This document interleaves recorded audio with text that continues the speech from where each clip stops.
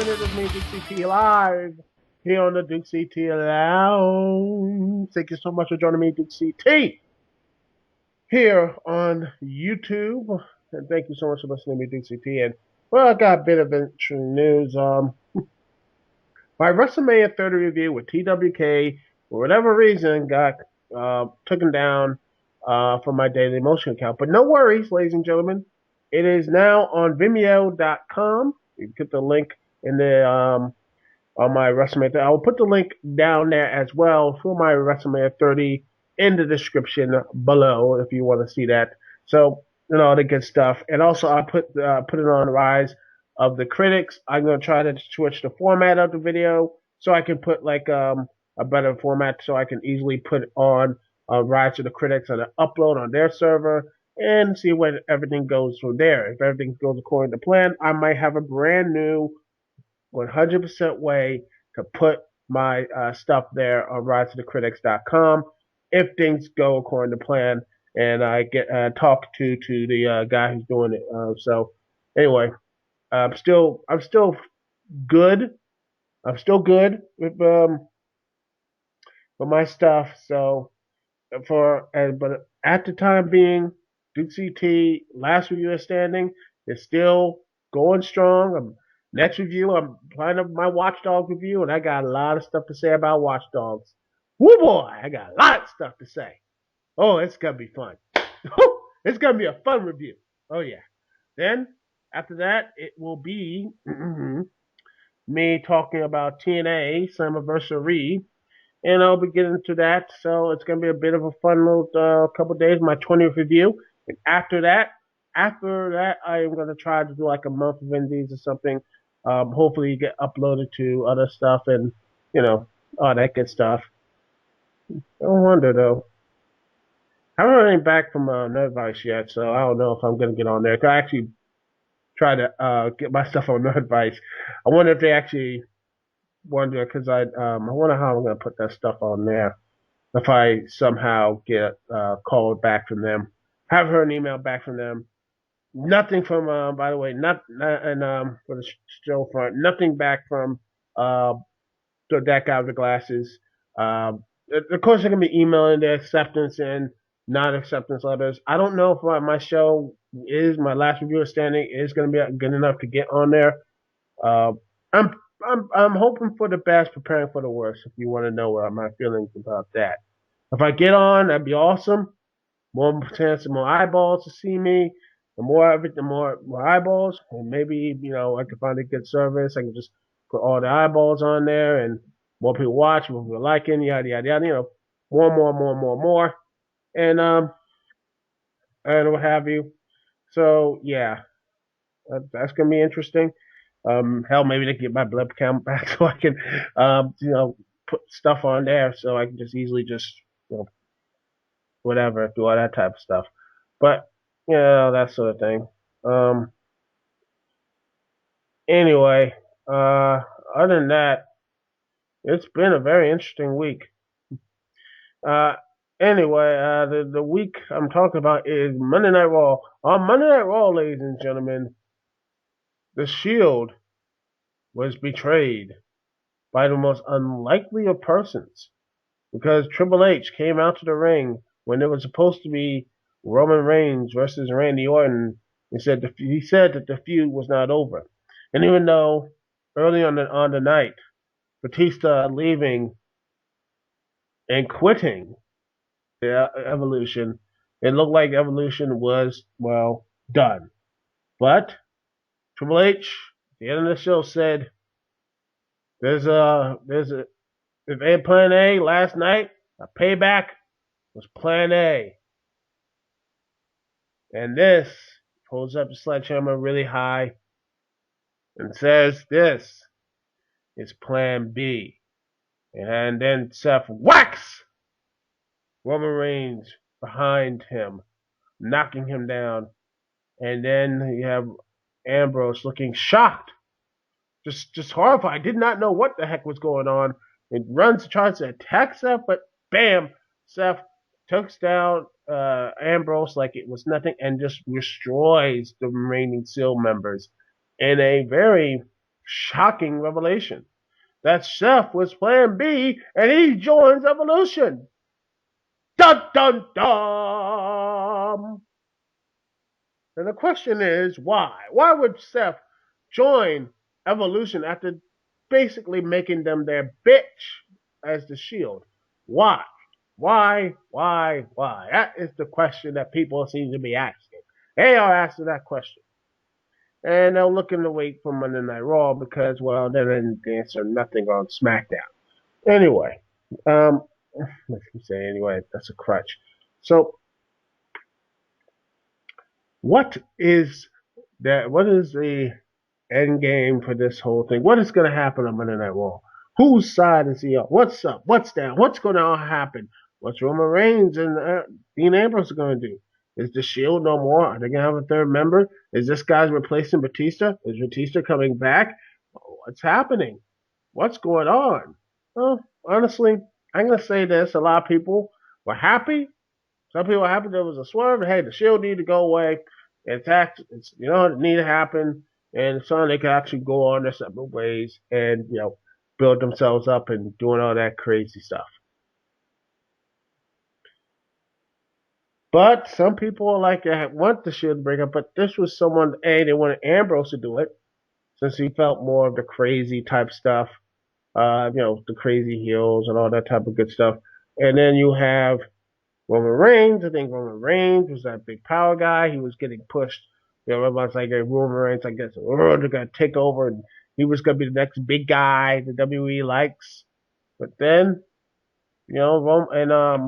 Seth Rollins, who honestly I pegged him to be like the next big thing, the next Jeff Hardy. I thought he was going to be the next Jeff Hardy. I mean, think about it. He's more aerial moves. He got a lot of pop for the. He pops the crowd every time he comes out doing those moves. And I always look at if he's like Jeff Hardy, he should be the next Jeff Hardy for the WWE. And when he is, that should be his next thing. I truly believe that because they can make a ton of money. As Jeff Hardy was, he might not be he wasn't charismatic on the mic. He was charismatic in the ring. He had this new look. He was different, odd, and he always had something good. And he actually wrestled some pretty good matches as well. He's and what have you with Jeff Hardy. Problem is Jeff Hardy as well.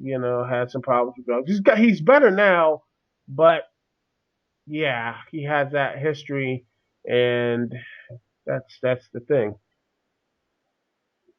Another thing with is in WWE's favor is Seth Rollins.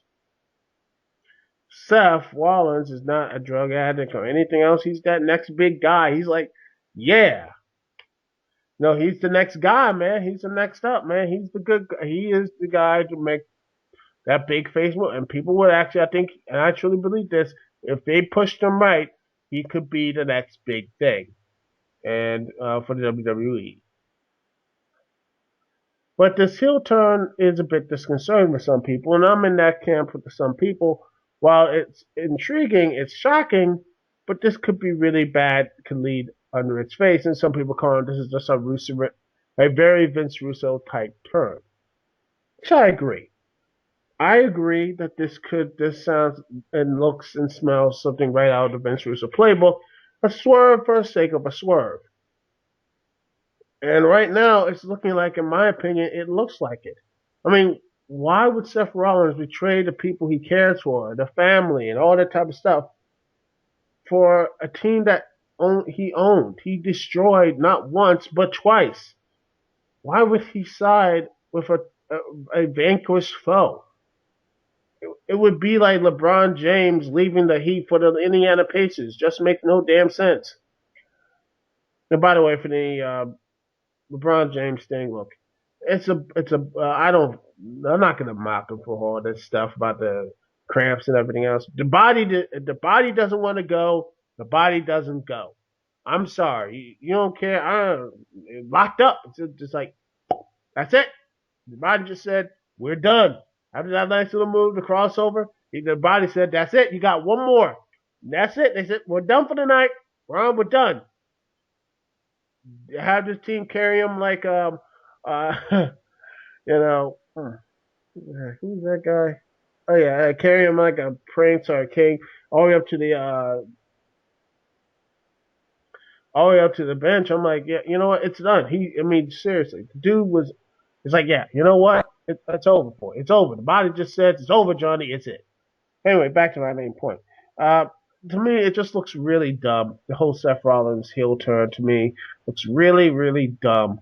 I want to like this thing. I truly want to like this thing, but it's just there's no answer for me. I mean, there has to be some answer that why would he do it? Money, fame, maybe, but there's no good. There has to be a good reason. I mean, because honestly, I did not watch majority of Monday Night Raw. All I saw was the Batista quitting, and that was hilarious. And I just rolled out after that. I watched at best around 20, 25 minutes of Monday Night Raw, and I went over to I went over to Nash. Nash's Radio Dead Air. Watched some good stuff. Watch live what the fuck was wrong with you, and then went to bed. It was a pretty good day. It was a good night. Good night. It was nice. That sort of thing. The only reason why I heard about this whole heel turn was people who are in the chat cursing the WWE. I'm like fuck WWE. And then when I channel with this, all this type of stuff, I'm like, oh, what they do now? I turned it and I saw Seth hanging out with Orton and then Triple H. I'm like, and I just typed out my Twitter. I said that beautiful WWE, just beautiful. You know what? That's just nice. And it makes things easier for me to just continually not care. Nothing really matters because the villains always win in the WWE. There's no real end game for it. There's no real like, oh my goodness, the game is going to lose, and losing means nothing because since he's the boss, he's always there's no slaying. There's no one. There's no foil for him. He loses a ton of matches, but he's still the boss and puts you in all these situations. There's no foil. There's no end game. That's the problem what Vince had. It just kept getting bigger and bigger till it just ran point of insanity. That's the problem. It just there was no real comeuppance for him. Sure, he got his ass kicked, but at the end of the day, he never really got his comeuppance. Same problem with Triple H.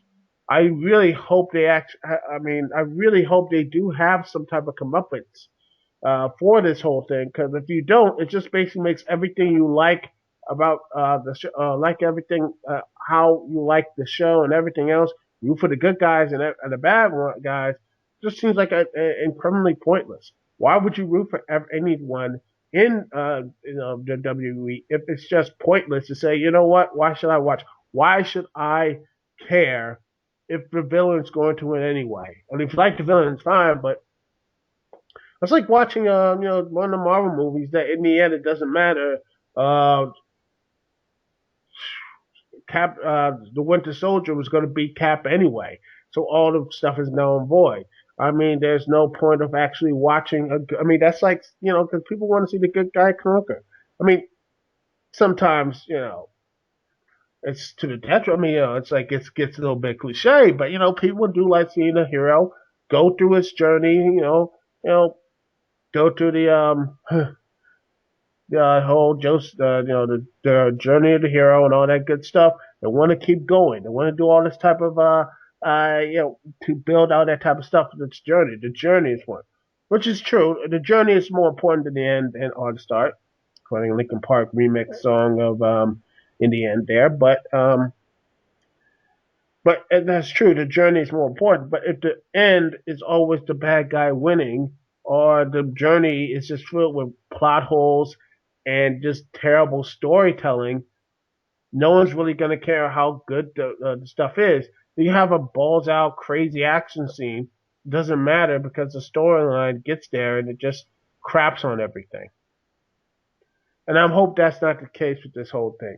I want all these three guys in Shield to really get to become great, to become something big, to become bigger than the next big guys, the next pillars. Because John Cena, Randy Orton, all those guys aren't going to be there forever, so they need to start bringing those pillars in now. And I don't think Daniel Bryan's going to be a dude. Seriously, he's coming back with his arm all weakened, and I think all that type of stuff. He needs to take a break, strip him for the titles, yada yada yada, get him back 100%. have him chase the bell again, and everything else, and make sure he's 100%. That's the most important. And after that, Daniel Bryan can have his matches with whatever. Anyway, that's my whole thoughts about this. I want Seth Rollins to do well. I want this turn to be well, but you know what? These things happen for a reason. These things, WWE always seems to screw up, so who knows? Anyway, I'll take a small little break. Listen to some OC remix. I'm gonna listen to some Ninja Turtles, their new songs about the new Ninja Turtles the album they made, Cell Shocked. From OC Remix. Great album. I listen to it all the time. From the TMNT for Turtles in Time. Great stuff here. Seriously, download something. Making a new one from Super Mario 64. I can't wait to listen to that. It's going to be great. Anyway, we'll be gone. Listen to that. We'll be right back right after this here live on the Dukect Lounge. Thank you so much. What? Thank you so much for listening, watching, and doing this on YouTube or wherever. It's me here live on the Dukect Lounge. Thank you so much for listening to me, Duke CT. We'll be right back right after this.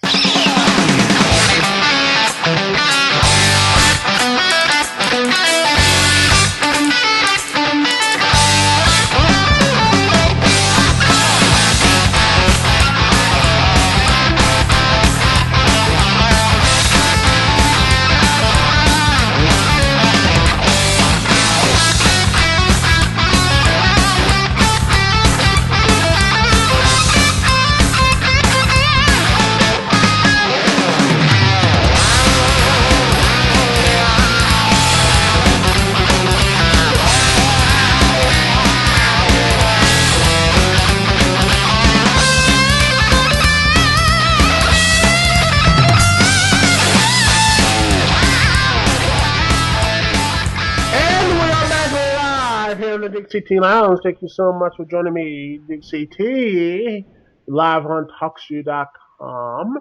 And remember, boys and girls, and all that good stuff, we will be, as always, talking live next week at the same time, same channel. Remember, chat room is always on lock on TalkShoe.com.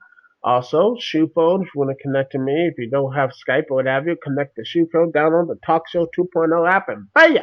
You got the Shoe Phone connected, and boom, bam, you're here to go. And then, if you can, you can always call me live here in the Dukect Lounge. The phone number is always 724-444-7444. Once again, the number is 724-444-7444. And the call ID to connect to me, Dukect, is 92417. Once again, the call ID is 92417. All right. Well, E3 is upon us, ladies and gentlemen. Yeah, that it is E3E. And boys and girls, what an interesting type of stuff we're going to talk about E3. What's going to happen? Who's going to do? What's the whole thing with E3? Three big companies, all the big stuff. What's going to talk about? I'm going to be only talking about Microsoft, Sony, Nintendo. There's all the stuff. I'm not really into the everything else. I know EA is going to be sports, all that type of stuff, and not really care about the produce or what have you. Only thing I want to know about EA is Battlefront. I want that back. I love Star Wars Battlefront. Bring it back, and I hope it's actually pretty good. Not only good, but great. Another thing I can't wait for, and they already confirmed this, that Kingdom Hearts Final Mix 2.5 is coming to these stores in the United States December 2nd, 2014. So I am pumped up. I'm going to play that joint. I got 1.5 mix. Honestly, I'm going to finish that up around the summer. Maybe I may do a review of that. Who knows? Oh, we got guest 2 in the chat. Welcome, guest 2. I'm just talking about E3 for right now. I want to see what your thoughts about E3 here and all that good stuff, previewing. Also talk a little bit of Kingdom Hearts. Yeah, Kingdom Hearts. I'm really hopeful that maybe they'll actually streamline the storyline to make actually some sense. But then again, it's Square Enix. But hey, I only play for all I play of Kingdom Hearts is the gameplay, and that's it. Story, Ah, all right. Let's talk about the next mix up. Let's talk, ladies and gentlemen, about each of who the one honestly is to me. Sony is very interesting because Sony is leading the pack. You got Sony, the PS4 is doing well. People talking about, oh my goodness, Sony is this. They're doing great. Sony's kicking ass. But I'm afraid I got some bad news for Sony. In fact, I already know that bad news is no, I can't do that like voice. Because honestly, Sony fanboys, I'm afraid I got some bad news for you. That I love that. I love that. I love bad news, Barry. Anyway, hashtag bad news, Barry. Yeah, yes, too. Y'all, I'm already liking you. Is that Sony? Back to the main point. Sony has been on the losing. Sony has lost a ton of money and a ton of jobs the past year. Uh, let's see. Oh, someone from Skype. Uh, well, I wonder who. From Skype. Type in your name there because I don't know. It just says guest too. But anyway, thank you so much for joining the little show here. Oh, J Dog. What's up, J Dog? How you doing? Uh, and all that good stuff. Anyway, E3.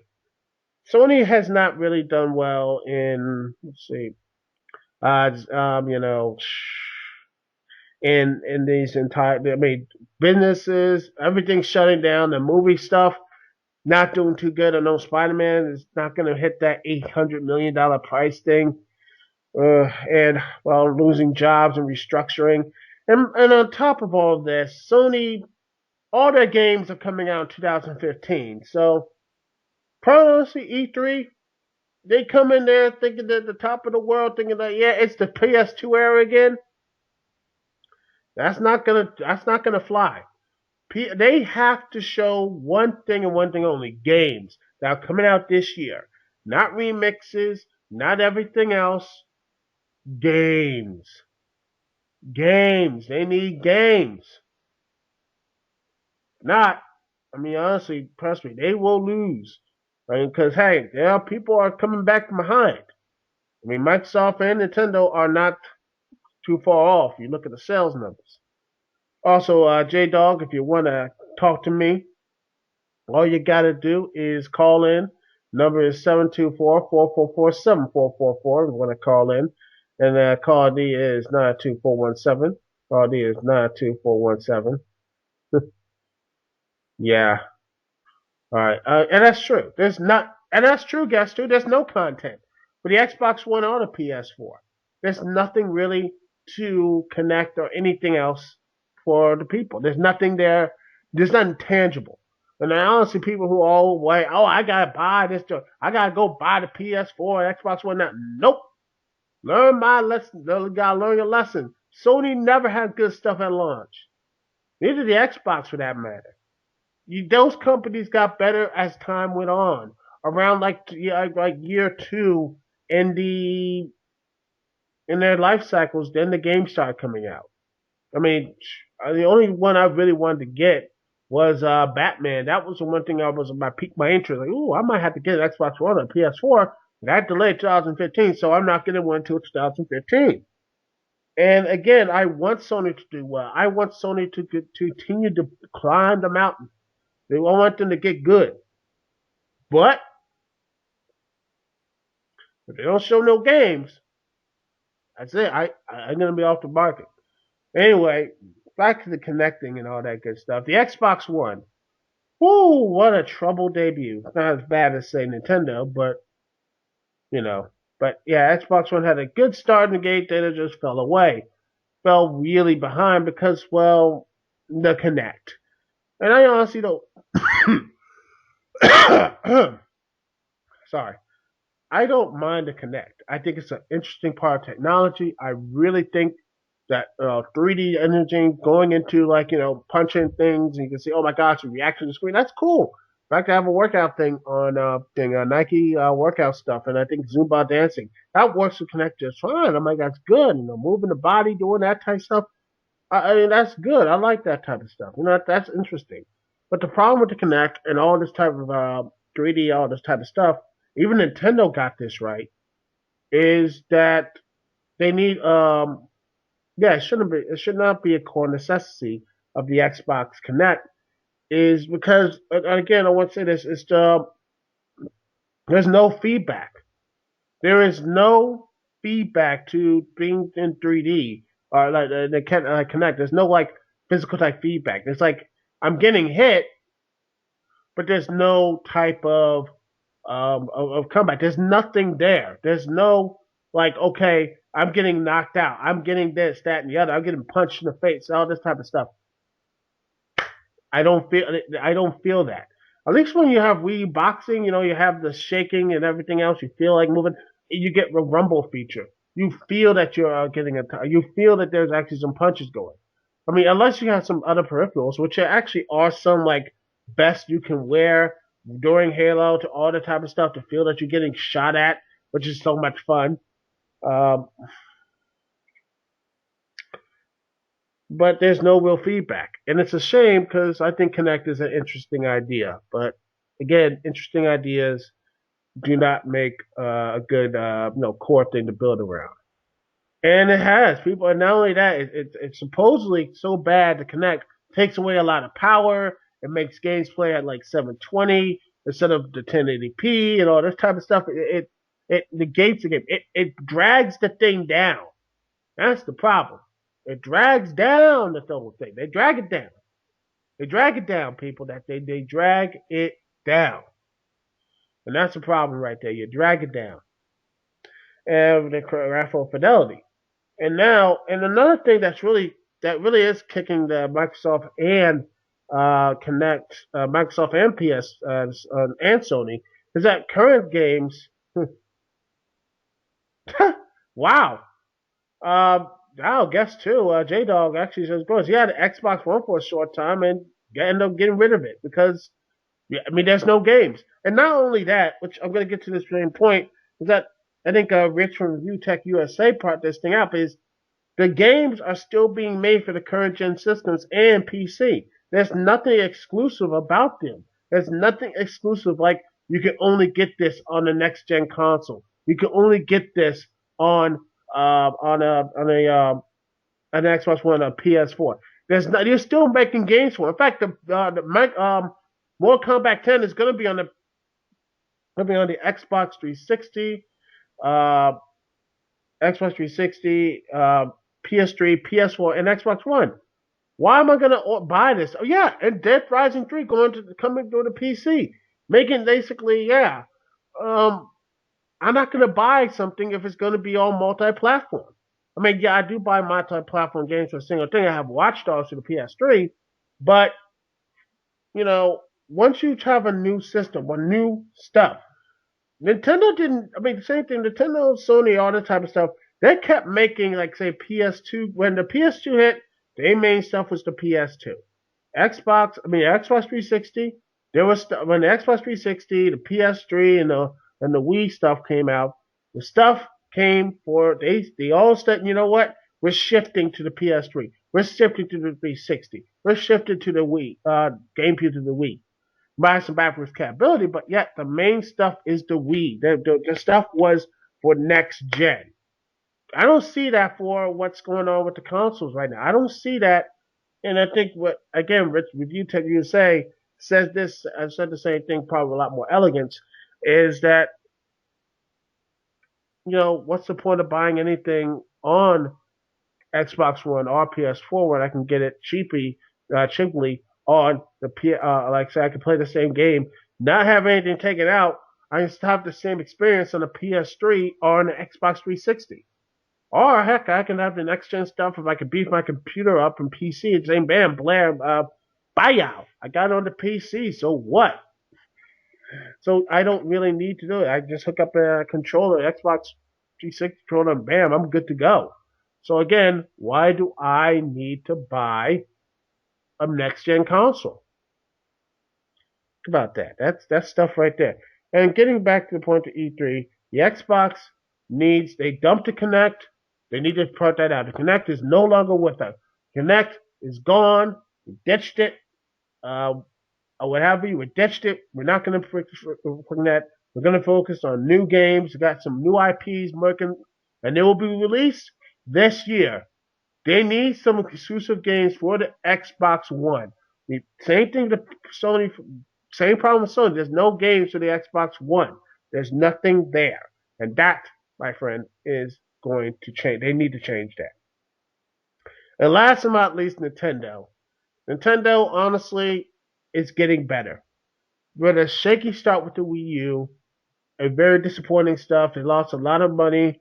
Uh, they lost a lot of money. They lost a lot of fan support, but they seem to getting it back with the new stuff. They're getting with the Mario. I know Mario Kart 8. A lot of people like how I see the mean Luigi thing. Him ride like the whole thing.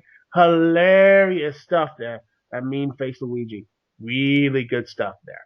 But I think Nintendo, all they need to do is show some games. Show some, like, say, you know what, Wii U, we're going to give out, say, you know what, to be very interesting to do is to, well, not only Hyrule Warriors, which I'm interested in get. If I get a Wii U, I'm going to get that. Is that a new 3D Zelda, maybe something more interesting, hopefully. I'm hopeful for something like that. Let's see.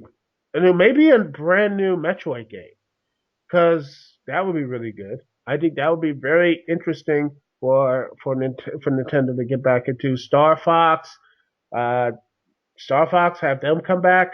They have a lot of first party stuff, and that's the thing with both Sony and Microsoft are lacking right now. Is that Nintendo, as slow as they start, they might come back and surprise people. I mean, they come back. They had a 666% upgrade no, okay, but 606 bits raised over the UK. The number is a little freaky. I'm slipping it because that 666 thing is woo freaky. Um, bump of sales with at Mario Kart 8, and they're moving some units. If Nintendo has some stuff like say, X, Bayonetta, 2. Let's see what other games they need to come out. Some new original IPs and all that good stuff, and they come out in 2014, and they're nice and prepped and ready to go, like in 2 or 3 months from now. I'm gonna say Nintendo will be back in it. People are gonna be like, hey, you know what? I might have to go get a Wii U now. They got the games. I don't have to wait till 2015 to get them, Sony and Microsoft, if this happens. Because you do not, at the end of the day, bet against Nintendo. Because when you do, you get your ass left. They are gaming. They are the king of games, and they know what they're doing. Even though they got knocked down, I mean the Wii. I think the Wii U, they didn't market it right. They didn't do anything. Hopefully, they've learned their lessons and they got that they got higher money after the Wii. I mean, the Wii was billion. I mean, they have millions of dollars. Going prime time players. They made the millions of dollars, billions of dollars, millions of dollars, millions of dollars, and they got humbled real quick with the Wii U. I mean, that's what it is. So I think Nintendo has an outside chance to shock people, and don't be surprised. Heck, you know what would be really cool? If they got another RPG with Super Mario. Maybe Super Mario RPG 2. If they did that with Square, I think that would be awesome. And heck, we build a lot of faith in that company. Hey, Kingdom Hearts can only do so much. You know what I mean? Yeah, that's my preview of E3 2014. Ladies and gentlemen, I got a lot of hope. I think it's going to be a very interesting conference. Um, that I can't wait for that. Otherwise, this is the end of the Dukect Lounge, ladies and gentlemen. Thank you so much for joining me, Dukect. Yeah, thank you, J Dog, for participating in the chat and all that good stuff. Remember, if you want to hear this good show, a little more edited and everything else, it will be on YouTube. My YouTube page is right here if you want all that good stuff. Dukect, uh, Dukect, see, right here, the YouTube page, right here. This will be the uploaded video portion of the podcast. Well, I'll see if I can. See if I have the time to do so. I'll be busy uploading and putting this thing up. Anyway, thank you so much for joining me, ladies and gentlemen. If you're in the Dukect Lounge, remember, Dukect Lounge is always live at 10 p.m. Eastern Standard Time on TalkShoe.com. Uploaded strictly on YouTube because Blip is run by complete and utter morons. Or what have you. No, they are. Blip is basically ran by complete morons, and they will be completely forgotten in the next couple of years. No, couple months. That's what happens. But anyway, thank you so much for joining me, Dukect Live here on the Dukect Lounge. It's Dukect here. Peace and love. I will see y'all when I see y'all later.